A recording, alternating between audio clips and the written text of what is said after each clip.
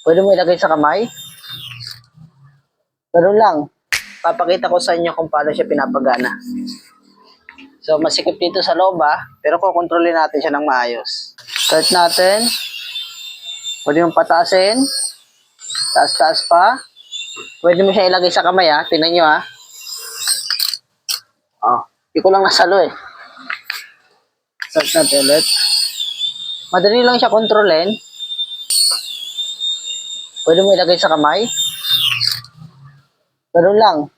Matibay ito kahit pabagsak, hindi siya nasisira kasi flexible yung plastic na ginamit dito. Tingnan nyo Kahit bagsak-bagsak ko yan. Tapos, ilagay natin yan, buhay natin.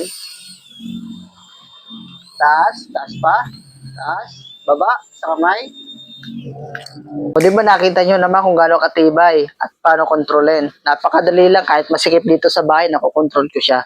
At matibay siya. Pero yung presyo, napakamura lang din. Mabibili mo lang ng 100 plus. Kaya sigurado akong matutuwa yung anak mo pag binilhan mo nito. Kaya kung gusto mo rin ito, ilalagay ko dyan sa yellow basket.